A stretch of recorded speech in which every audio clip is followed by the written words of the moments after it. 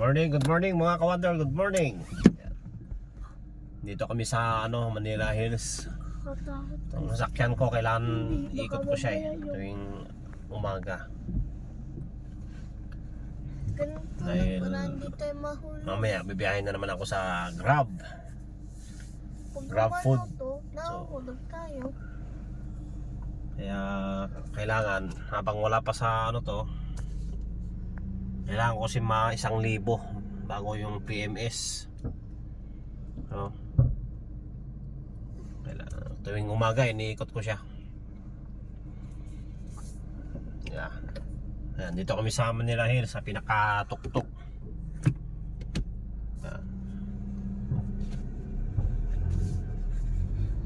Ito, yan ang pinakatuktok. Sarado na yan. Sila papadaan yan. Ito, pababa na kami.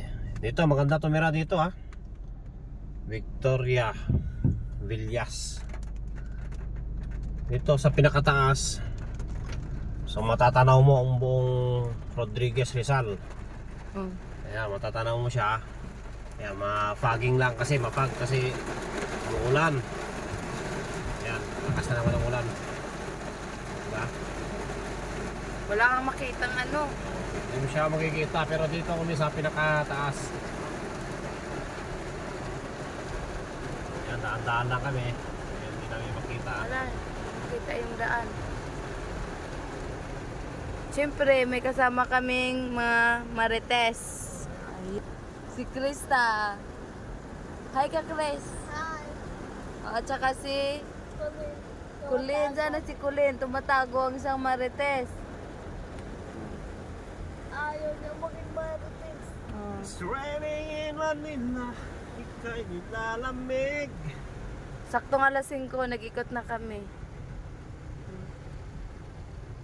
Yan, wala na naman, lakas ng ulan. Yung tubig dito sa taas galing, bumababa yan doon sa amin. Kaya bumaba. Ayan, lakas ng tubig dito sa taas. Oo, lakas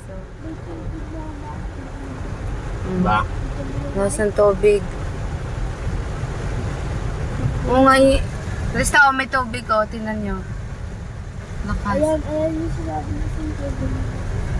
So, pag dito ka nakatira, Ayun siguro pag okay yung panahon, maganda-ganda dito. Kasi madaling araw, jogging ka na dito. Ganda dito, sementado lahat.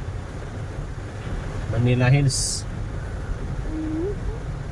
Walang pakain dito. Tapos tahimik pa. Tahimik pa.